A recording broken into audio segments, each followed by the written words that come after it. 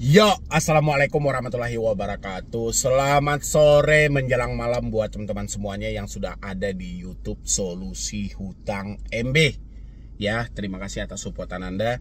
Kejahatan pinjol makin kesini makin gila-gilaan ya, sehingga yang saya sebut aturan OJK yang mana itu diterbitkan dan harus diberlakukan sejak awal Januari 2024, sejak awal Januari 2024 sampai detik ini itu belum diberlakukan sama sekali ya.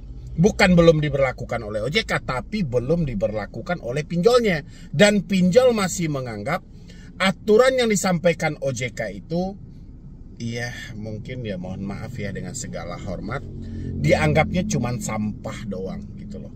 Saya pengen bahas buat teman-teman semuanya. Anda yang masih telat bayar, masih tidak mampu bayar di pinjol-pinjol legal, Anda wajib tahu ini ya. Harus tahu. Nggak ada cerita, saya bingung nih bang, saya takut nih bang, saya cemas nih bang. Nggak ada cerita. Anda simak ini video ini sampai habis, jangan Anda skip juga. Dan jangan lupa juga untuk Anda support juga YouTube ini, supaya YouTube ini makin berkembang lagi, dan saya makin semangat lagi memberikan motivasi dan edukasi buat Anda semuanya. Dan yang mau bergabung di grup WhatsApp, silahkan tinggal klik tombol gabung yang ada di bawah nama channel. Silahkan. Oke. Terima kasih banyak buat teman-teman semuanya yang sudah mau mensupport dan mendukung channel ini. Mudah-mudahan dengan supportan dan dukungan Anda, channel ini selalu berkembang ya. Saya heran sampai detik ini, itu kan aturan dalam COJK itu kan sangat-sangat jelas banget dan sudah jelas banget. Tidak ada lagi yang perlu dirubah sebenarnya ya dari aturan OJK itu.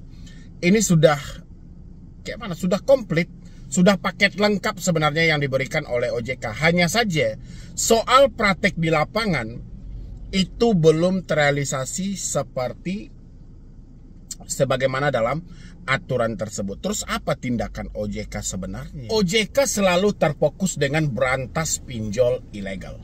Ya, oke, itu adalah hal yang baik. Bahkan OJK memberikan literasinya semuanya hampir ke sekolah, tingkat SMA, ke kampus-kampus, memberikan literasi, memberikan pengenalan bagaimana sebenarnya tentang pinjol ilegal. Ya, bagus. Jangan-jangan, ini jangan-jangan saja, OJK juga mempromosikan pinjol legalnya di sana atau kayak mana gitu loh. Mengingatkan tentang bahaya pinjol ilegal, habis itu meminta untuk orang-orang silahkan mempergunakan pinjol legal. Sekarang yang menjadi permasalahan hari ini adalah pinjol legal resmi OJK. Nyaris itu yang bermasalah. Yang saya pertanyakan, ketika OJK menerbitkan aturan nomor 22 tahun 2023, yang mana itu mengganti POJK nomor 6 tahun 2022, di sini ada aturan yang sangat lengkap dan komplit banget. Ya, dari poin nomor 1 aja tidak menggunakan cara ancaman, kekerasan atau tindakan yang bersifat mempermalukan. Satu poin ini aja. Ya, satu poin ini aja. Kalau memang ini benar-benar dipraktekkan, saya rasa tidak ada lagi keluhan dari masyarakat yang mana mereka menyebut ada yang diancam, ada yang diintimidasi, ada yang ditakut-takuti, ada yang disebarkan data. Tidak ada lagi rasa saya. Memang benar pinjol legal yang melakukan penekanan, yang melakukan pengancaman tidak menyebutkan nama aplikasi sama sekali. Tapi si debeturnya atau yang bersangkutan hanya meminjam di pinjol-pinjol legal resmi di OJK. Ya, itu makanya saya bilangin aturan penagihan dari OJK ini bagus banget.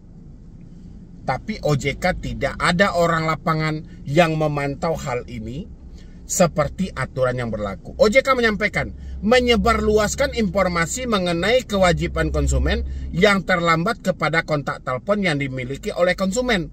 Ini tidak diperbolehkan. Ya, menyebarkan informasi sama aja menyebarkan data, tidak diperbolehkan. Sekarang pinjol legal, contoh kita sebut aja dari S-Pinjam atau Shopee, terang-terangan menyampaikan kalau Anda tidak melakukan pembayaran, kami akan hubungi ya kontak-kontak Anda. Kami akan cari Anda sampai ke media sosial Anda. Itu bagaimana tanggapan dari OJK? Jadi kalau hanya aturan ini dibentuk oleh OJK, itu baru poin awal saja gitu loh. Hampir dan masih sampai detik ini, saya perhatikan, kemarin saya bilangin, ini aturan diberlakukan sejak awal Januari 2024. Nanti teman-teman, saya lihat 1 bulan atau 2 bulan ke depan. Sekarang masih bulan Februari. Laporan kepada saya cukup banyak. Diancam dengan kekerasan, dengan mempermalukan. Padahal di poin pertama OJK melarang tidak menggunakan cara ancaman, kekerasan atau tindakan yang bersifat mempermalukan konsumen. Makanya saya bilangin, OJK setelah menerbitkan aturan ini, OJK-nya di mana? OJK santai-santai aja duduk di rumah. Akhirnya masyarakat bingung. Ini ada aturan, telah dilarang, ada POJK-nya, kok tiba-tiba dia mendapatkan ancaman? Dia hanya meminjam di pinjol legal. Dan dia tidak membayar bukan karena disengaja, tapi memang fakta duit dia nggak ada. Yang mereka herankan, kok masih saja ada ancaman, padahal sudah ada aturan yang seperti ini. Itu makanya saya bilangin, setelah OJK menerbitkan POJK nomor 22 tahun 2023 ini, OJK duduknya di mana, ngurus apa lagi setelah ini? Ya, dengan mudah dia terbitkan aturan, habis itu rasanya persetan aja. Anda mau diancam, mau diapain juga terserah. Habis itu yang ini, tidak menggunakan tekanan secara fisik maupun verbal. Sampai detik ini masih diberikan tekanan, mengacaukan pemikiran, membuat orang tidak nyaman berada di rumah mereka, membuat orang seakan-akan dihantui. Ya, mau diculik lah, mau didatangi lah, mau diobrak-abrik, mau datang bawa pengacara, mau datang bawa polisi, mau datang bawa RT RW, timbal balik tekanan. Ini sudah ada larangan, ya. Sekarang pertanyaan saya sama OJK, poin-poin ini larangan apa perintah? Kok begitu dilarang malah seakan-akan diperintahkan gitu loh. Bagaimana cara OJK menyusun aturan ini, dan bagaimana juga cara OJK supaya aturan ini untuk dipraktikkan atau ditaati oleh pelaku usaha jasa keuangan? Ini yang membingungkan. Habis itu OJK menyampaikan tidak menagih kepada pihak selain konsumen. Kan bagus aturan OJK nih, dari poin 1, poin 2 ke poin 3. Bagus. Sekarang pertanyaannya prakteknya gitu loh. Ini yang saya bingungin. Orang-orang selalu ditekan dengan penyebaran data, menagih ke kontak darurat, menagih ke kontak, ya. Padahal jelas-jelas tidak menagih kepada pihak selain konsumen. Tidak menagih kepada pihak selain konsumen. Jadi mereka itu tidak boleh menagih selain ke diri Anda. Tapi praktek di lapangannya seperti apa gitu loh. Bingung kan? Makanya saya bilangin, kalau benar-benar ini dipraktekin, harusnya tidak ada keluh kesah, ketakutan dan kecemasan yang ada dari orang-orang yang telat bayar, yang tidak mampu bayar. Tapi kenyataannya di lapangannya seperti apa? Habis itu ini lagi, tidak menagih secara terus-menerus yang bersifat mengganggu. Semuanya pinjol masih menagih terus-menerus, bahkan mengganggu. Mereka berhentinya kalau baterai handphonenya sudah habis. Tapi selagi baterainya masih ada, tetap aja mereka akan menagih. Semua yang dilarang OJK ini, itu masih dijalankan oleh pinjol-pinjol legal. Kenapa OJK hanya sibuk mengurusi soal pinjol ilegal? Bingung kan dari teman-teman semuanya? Saya pun juga bingung, bukan Anda aja. Jadi mau OJK ini sebenarnya seperti apa diri kita ini? Ya, oke, saya bacakan dulu pertanyaan dari teman-teman yang bertanya soal mereka telat bayar atau tidak mampu bayar ya. Ini ada yang bertanya dari N. Bang, gimana caranya bisa bebas dari pinjol? Cara bebas dari pinjol ya bayar. Ya, mohon bantuannya Bang. Kalau Anda mau bebas dari pinjol ya bayar. Tapi kalau Anda mau bebas dari teroran, tekanan, ya sudah, teroran dan tekanan itu berada di mana? Di telepon, di WhatsApp, di email, ganti aja yang itu. Udah selesai itu. Ya kan? Ini apa lagi nih? Selamat siang, saya dari Jakarta, nonton video Pak Medi. Saya ingin bertanya, memang ada hutang pinjol juga Pak? Alamat rumah, KTP dan rumah sudah dijual. Apakah aman Pak? Maksud saya tidak akan terkena sebagai penipu atau pemalsuan alamatkah Pak? Enggak. Nggak ada hubungannya pemalsuan alamat seperti itu. Alamat rumah yang sesuai KTP dan rumah itu sudah dijual, ya wajar. Contoh, kayak saya tinggal di daerah A dan saya beralamat di sana, berdomisili di sana. Habis itu sampailah saya pada titik krisis di mana duit saya nggak ada, satu-satunya aset saya cuma rumah. Ya saya jual rumahnya. Habis itu saya pindah tempat. Apakah itu pemalsuan data? Ya tidak ada hubungannya dengan pemalsuan data. Ya, jadi teman-teman nggak usah terlalu khawatir, nggak usah terlalu cemas. Maksud saya akan terkena sebagai penipuan atau pemalsuan alamat kah, Pak? Nggak ada hubungannya hal-hal seperti itu. Kan memang itu realnya data yang dikeluarkan oleh pemerintah. Jadi pemalsuan data itu konteksnya bukan seperti itu. Contoh, Anda di dalam dokumen resmi dari pemerintah itu atau berupa KTP, Anda berada di alamat A. Tapi karena Anda ingin meminjam di bank atau di sebuah perbankan, alamat A ini Anda edit menggunakan aplikasi apa, kayak alamat A Anda ganti dengan B. Habis itu nama Anda yang semula angka 1 Anda ganti angka 2. Nama Anda. Itu pemalsuan data. Tidak sesuai dengan dokumen resmi yang dikeluarkan pemerintah. Oke, ini ada lagi. Halo, nama saya mau sharing terkait pinjol. Saat ini saya ada tagihan di banyak pinjol, tapi semuanya selalu saya bayar dan lancar. Sampai-sampai 2 mobil BPKB yangnya dijaminkan. Saya ada usaha yang cukup bagus dan hasilnya sangat cukup, bahkan lebih untuk living cost. Tapi gara-gara pinjol ini semua berantakan, sampai-sampai SPP anak-anak sekarang nunggak. BTW saya single parent. Dalam minggu ini saya mau japo di PIN Plus UATAS pinjam yuk. 3 APK ini sangat memberatkan. Perpanjangan terus. Ya salah Anda memperpanjang ngapain gitu loh. Perpanjang itu sama aja memeras Anda mengeluarkan uang tapi tidak mengurangi hutang. Ngapain diperpanjang? Kalau udah mendingan gagal bayar aja gitu loh. Ya ingat ya buat teman-teman semuanya, nggak ada cerita perpanjang itu sama kayak gini. Anda misalnya jualan di pasar-pasar misalnya gitu. Jadi itu sama aja, uang perpanjangan ini sama dengan uang preman gitu loh. Kalau Anda mau aman perpanjang dulu. Kalau Anda mau aman bayar dulu BO-nya berapa. Ya uang amannya berapa untuk preman-preman pasarnya. Sama aja uang perpanjangan ini sama dengan uang preman. Ya. Itu Anda bayar perpanjangan karena Anda takut kan?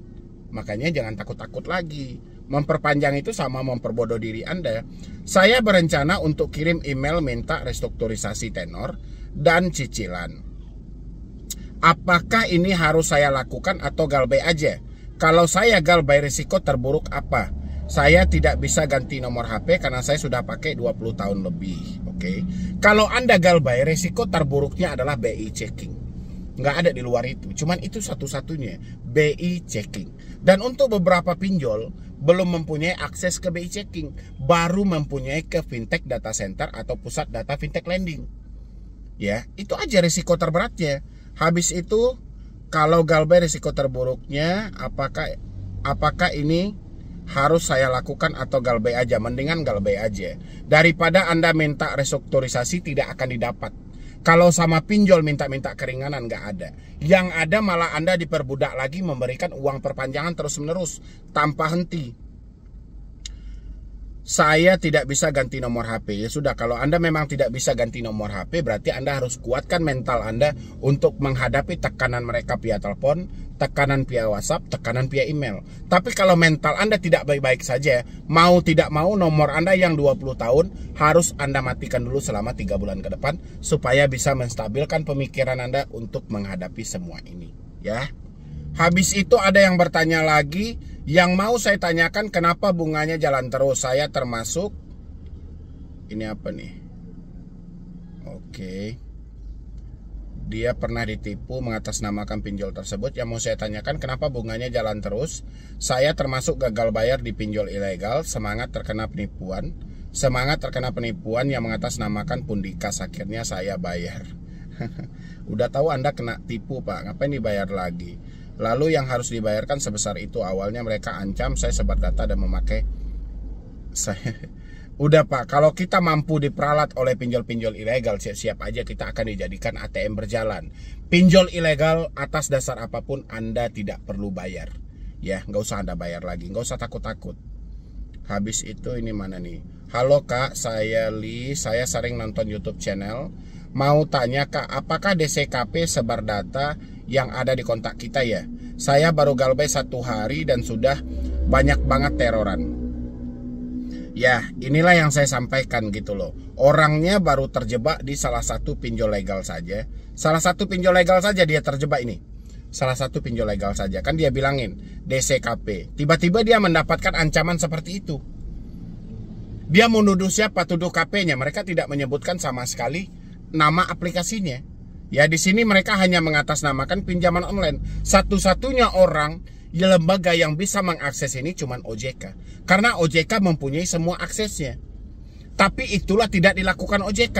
OJK tidak mau menyelidiki ini karena dia tahu ini kasus, ya, ini kasus masih mau main-main nih nama ini.